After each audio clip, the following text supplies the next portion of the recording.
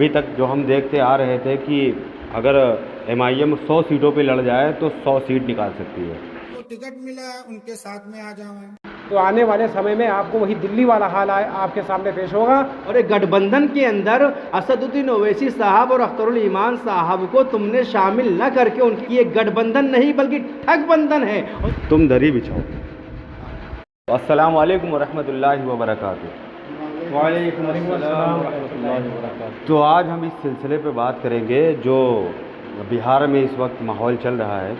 अभी तक जो हम देखते आ रहे थे कि अगर एमआईएम 100 सीटों पे लड़ जाए तो 100 सीट निकाल सकती है, लेकिन कुछ कमियां कुछ खामियां ये हमें यहाँ से नहीं पता चलता है बैठ के, चूँकि हम यूपी से हैं और बिहार का माहौल जिस तरीके से ख़राब हो रहा है, वहाँ का जो टिकट कट गया है उसकी वजह से, तो इस पे हम कुछ चर्चा कर रहे हैं। तो चलिए बात करते हैं कुछ।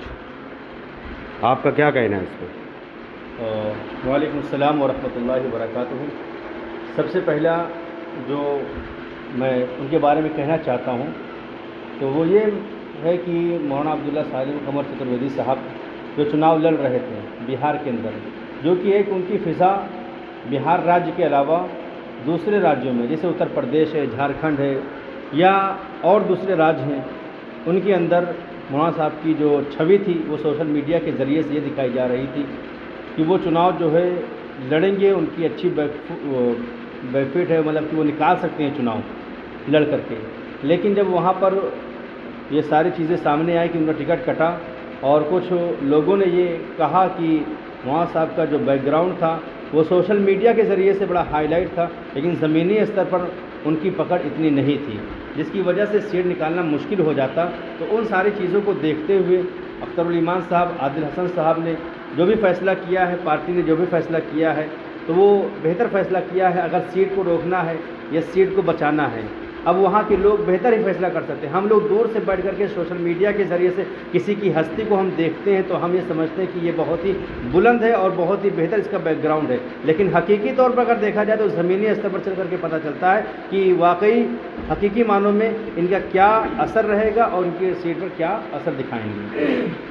चलिए, कहने का मतलब ये है कि जो आज बवाल हो रहा है तो ये सही है या गलत है, और इससे आने वाले वक्त में यूपी में भी फ़र्क आ सकता है। तो हम अपने तमाम व्यूअर्स जो एमआईएम के चाहने वाले हैं, मैं उनसे भी एक बात कहना चाहता हूँ इसी बात पे कि हमने कभी किसी चेहरे को नहीं देखा, हमने किसी चेहरे को वोट करने की नहीं सोची। जब भी हमें ख्याल आए जो एमआईएम से जुड़ रहा है उसको पता है अच्छी तरीके से कि हम जो इकट्ठा हो रहे हैं, जो एमआईएम की बात कर रहे हैं, जो एमआईएम से जुड़ रहे हैं, वो सिर्फ असदुद्दीन ओवैसी साहब के लिए। तो अगर जो उनसे मोहब्बत है अगर हमें, तो हम किसी का ये चेहरा नहीं देखेंगे कि वो हमारा भाई था उसका टिकट कट गया, या हमारा चाचा था उसका टिकट कट गया तो हम वो वोट नहीं करेंगे। भाई हमें ये नहीं पता, और ये असर खालिद भाई यूपी में भी पड़ेगा। बिल्कुल बिल्कुल। तो यूपी की तमाम जो जनता जो आज एमआईएम से मोहब्बत रखती है, मैं उन सबसे एक ही बात कहना चाहूँगा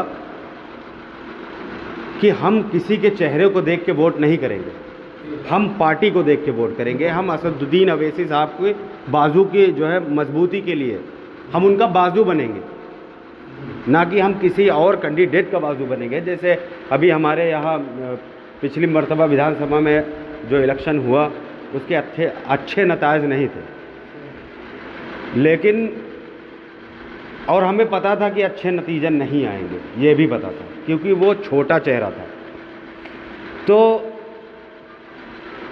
लेकिन हम जो है हमारी जनता ने जो मोहब्बत करते हैं उन लोगों ने साथ दिया बिना कोई भेदभाव के, या कोई छोटा है या बड़ा है, कैसे साथ दिया, उसी तरीके से हमें आगे भी साथ देना है। ना हमें ये देखना है कि कौन आ रहा है, ना ये देखना है कि कौन जा रहा है। खालिद भाई क्या बोलते हो? हमारा अपना मानना है वाजिद भाई, जैसे लोग कह रहे हैं बिहार सीमांचल में जो कि हार्ड सीट पर मौलाना अब्दुल सालिम चतुर्वेदी साहब पहले से जुड़े हुए हैं, जो जिसको टिकट मिला हुआ है वो बाद में आए हैं, लेकिन पार्टी सर्वे करती है। पार्टी सर्वे इस तरह करती है, कैंडिडेट को देखती है कोई पहले आया या बाद में आया, ये नहीं देखती है। पार्टी कैंडिडेट देखती है कौन जीत जाएगा। उसमें ये देखा जाता है तन हो, मन हो, धन हो, ये 3 चीज आपके पास है। फिर उसके बाद कैंडिडेट का चेहरा लेके पार्टी के लोग जाते हैं और जमीनी हालात देखते हैं, सर्वे करते हैं, उसके बाद फैसला लिया जाता है। तो इसलिए हम कहना चाहते हैं कि जो भी लोग देख रहे हैं वीडियो, लोग पार्टी को देखकर वोट दें, ना कि कैंडिडेट। हर सीट पर 2 से 4 लोग होते हैं टिकट मांगने के लिए। टिकट तो सिर्फ एक को मिलेगा, बाकी 3 लोग को मायूसी लगेगी। लेकिन वो अगर 3 लोग कौम की खिदमत करना चाहते हैं तो जिसको टिकट मिला है उनके साथ में आ जाएं। नहीं, हमने ये भी सुना है कि अब जो मतलब मौलाना साहब का जिनका टिकट कटा हुआ है, ये आने वाले वक्त में अभी जो पिछला 5 साल गुजरा है उससे पहले भी इन्होंने टिकट की दावेदारी की थी, जो इनका टिकट कट गया था। तब भी आपने जो है इस्तीफा दिया था। अब ये कहाँ तक सच है हमको इतना नहीं पता, सुनने में आ रहा है कि उससे पहले भी इन्होंने मेहनत की थी MIM के लिए और इनका टिकट किसी वजह से नहीं हो पाया तो इन्होंने जो है इस्तीफा दे दिया। फिर वो 4 कुत्ते आए, बंदे आए, जो भी कह लो उन्हें, गधे, हम तो गधे ही कहेंगे उनको। वो आए, जिस थाली में खाया उसी में छेद किया। और जब वो पलट गए तो मौलाना साहब को लगा होगा कि शायद हमें टिकट मिल जाए, लेकिन मौलाना साहब ऑलरेडी एक गलती कर चुके थे पिछली बार, पार्टी का साथ छोड़ के, पार्टी का हाथ छोड़ के। ऑलरेडी आपने एक गलती कर ली थी। अगर आपको MIM से मोहब्बत है, आपको असदुद्दीन अवैसी साहब से मोहब्बत है, तो आप पार्टी में काम करिए, पार्टी के लिए काम करिए, पार्टी के लिए मेहनत करिए। अगर आपको अपने फ़ायदे के लिए करना है, जो बंदा, मैं इल्ज़ाम नहीं लगा रहा, लेकिन जो बंदा अपने मुफीद के लिए पार्टी छोड़ सकता है, क्या गारंटी है कि वो जीतने के बाद नहीं बदल सकता? क्या गारंटी है वो नहीं बदल सकता? तो आवाम जो हमारे MIM से मोहब्बत करने वाले हैं, मैं उनसे एक ही बात कहूँगा कि भाई साहब ऐसा मत करिए। ये वक्त बार बार नहीं आएगा। अभी दिल्ली के हालात देख लो, दिल्ली के हालात देख लो। अभी वहाँ केजरीवाल की जो है सरकार थी और वहाँ BJP सरकार बनाई गई, लोग कितना परेशान हैं। वहाँ के लोग कह रहे हैं कि हमने खुद ही अपने पैर पे कुल्हाड़ी मार ली। तो ऐसा ना हो कि बाद में आपको भी लगे कि हमने अपने पैर पे कुल्हाड़ी मार ली। तो आप पार्टी के लिए जो मोहब्बत रखते हो तो पार्टी के लिए कुछ करके दिखाओ। हम चेहरा नहीं देखेंगे किसी का। जबका क्या बोलते हो? मेरा भी कहना यही है कि पार्टी के सिलसिले में अगर आप पार्टी के लिए काम करते हैं तो मेरा तमाम बिहार वासियों से और ख़ासकर अपने यूपी के जो पार्टी से मोहब्बत रखने वाले हैं, मैं उनसे यही कहना चाहूँगी कि भाई किसी चेहरे को देख करके आप फैसलों को पर मत मुतमईन होइए, इसलिए कि हमारी पार्टी ज़मीनी हालात का सर्वे करा करके जो कैंडिडेट मजबूत होता है उसको देखा, बाकायदा उसका सर्वे होता है और सर्वे लाइन से उसको जो है उसी हिसाब से टिकट दिया जाता है। हमें अफसोस है इस बात का कि मौलाना अब्दुल्ला सालिम चतुर्वेदी साहब का टिकट कट गया। चलो पिछली बार भी कटा था और यही बात आई, अभी वाजिद भाई ने कहा कि पिछली बार भी इस्तीफ़ा दिया था, तो मेरा मानना और इस बार भी इस्तीफ़ा दिया और फिर अपक्ष नामांकन भर करके वो नामांकन भी रद्द हो गया। तो अब हम ये कहेंगे मौलाना अब्दुल्ला सालिम चतुर्वेदी साहब के जो साथी हैं, मैं उनसे कहना चाहूँगा भैया आप लोग बिहार में ये ना देखिए कि मुर्शिद मुखिया आए हैं तो हम उनको वोट नहीं करेंगे, मौलाना साहब का टिकट कट गया। अरे आपका जो पार्टी से मोहब्बत है, असद साहब से मोहब्बत है, तो आप किसी चेहरे को देख कर देंगे तो ये आपका आने वाला भविष्य बहुत ख़राब हो जाएगा। और दूसरी चीज़ ये है कि आपका जो बेरोज़गारी है ये और बढ़ती जाएगी। मेरा मानना ये है कि भाई जो भी सवालात हैं तो आप तमाम पार्टी के ज़िम्मेदारान हैं उनसे आप रब्ता करिए और पूछिए। दूसरी चीज़ ये कि आवाम को मैं यही मैसेज देना चाहता हूँ कि वो अपने वादे पर कायल रहें और ज़्यादा से ज़्यादा MIM को सीट निकलवा के दे। 25 से 30 सीट, 35 सीट पर पार्टी हमारी लड़ रही है, तो मेरा मानना है कि 25-30 सीट इंशाअल्लाह ताला इस बार हमारी सबकी जो सोच है, जो हम सबके जहन में ये बात है, तो इंशाअल्लाह निकलेगी। बाकी और तमाम ऐसे जो ज़ाती मफाद के लिए लड़ते हैं तो वही ऐसा करते हैं। तो मैं मौलाना साहब की कदर करता हूँ, वो आलिम दीन है हमारे दीन के एक जन सिपाही हैं, मैं उनकी कदर करता हूं, लेकिन मैं ये कहना चाहूँगा आवाम से बिहार की कि भाई अपने वोट का सही इस्तेमाल करिए। अगर आप ज़रा सी चूक कर देंगे तो आने वाले समय में आपको वही दिल्ली वाला हाल आपके सामने पेश होगा, फिर आप कहेंगे कि अपने पैर पे हमने खुद कुल्हाड़ी मान ली। चलिए तो ठीक है जी ठीक है तौकीर भाई, आप भी कुछ कहना चाहें तो बोल सकते हैं। बिहार का चुनाव बड़ा अहम है, और अहम इस वजह से है कि पिछली मर्तबा एमआईएम पार्टी के 4 विधायक वो आरजेडी में चले गए थे, और वो इस वजह से गए थे कि हो सकता है कि हमें मंत्री पद मिल जाएगा अगर सरकार बदलती है तो, लेकिन वहाँ पर इनकी ये तमन्ना, ये मुराद पूरी नहीं हो पाई। तो इन्होंने एमआईएम पार्टी को धोखा दिया था, एमआईएम पार्टी के साथ में विश्वासघात किया था, और ये आरजेडी में रह करके बड़ा नाम कमाने के चक्कर में थे। लेकिन इन्होंने जो चीज़ सोची वो इनकी मुकम्मल नहीं हो पाई, इनकी पूरी सोच बेकार गई, और इस बार आरजेडी ने भी इनको धोखा दिया और इन तीनों विधायकों का टिकट कट गया। एक शहनवाज आलम का टिकट बाकी है, जो कि मुर्शिद आलम साहब के सामने चुनाव लड़ रहे हैं। मुर्शिद आलम ही है ना, मुर्शिद आलम है, मुर्शिद आलम है जो चुनाव लड़ रहे हैं, उनके सामने ये चुनाव लड़ रहे हैं। अब ये देखना बड़ा दिलचस्प होगा कि अब्दुल्ला सालिम कमर चतुर्वेदी साहब का जो टिकट लोग कयास लगा रहे थे कि इनको मिलेगा, लेकिन इस बार जो टिकट उनका कटा है, अब ये देखने के लिए और लोग बड़े मुतमन्नी हैं कि वहाँ पर रिज़ल्ट क्या आएगा। तो मैं ये जो कि हार की आवाम से गुजारिश करूँगा कि आप लोग बेहतर से बेहतर फैसला करें और एमआईएम पार्टी के हक़ में वोट करें, ताकि आपका कैंडिडेट जीते और आपके हक़ की आवाज़ उठाए। आखिरी बात ये कहना चाहूँगा कि वक्त नहीं बचा है ज़्यादा। आपके पास सोचने समझने की शक्ति अल्लाह ने तुमको दी है। तुम्हें पता है कि तुम्हारी क़ियादत कौन कर रहा है, तुम्हारे लिए बोल कौन रहा है। हमें भी पता है, और करीब करीब पूरे हिंदुस्तानियों को पता है कि मुल्क के खातिर बोल कौन रहा है। एक कौम ही की बात नहीं है कि मुसलमान की बात है, सारे समुदाय की। हर समुदाय, चाहे वो पिछड़ी जात हो या सामान्य हो, कोई भी हो, हिंदू मुस्लिम हो, सिख हो, ईसाई हो, मुल्क के बारे में अगर अच्छी तरीके से कोई बोलता है तो वो असदुद्दीन अवैसी है। बिल्कुल वो हर हालात को समझते हुए बोलते हैं, तमाम हालात को समझते हुए ही बोलते हैं। वो संविधान के दायरे में रह के बोलते हैं, और कभी उनकी बातों से ये नहीं लगा कि वो हिंदू मुस्लिम या सिख ईसाई में भेदभाव कर रहे हैं। उन्होंने मुल्क को जोड़ने की बात की, और कोई नेता नहीं कर रहा, और कोई नेता नहीं कर रहा। लेकिन वो एक ऐसे नेता हैं जो मुल्क के जोड़ने की बात करते हैं, और अपनी कौम को चाहिए कि उनका साथ दे, अपनी कौम को चाहिए कि पूरी तरीके से उनका साथ दे और उनका बाजू बने।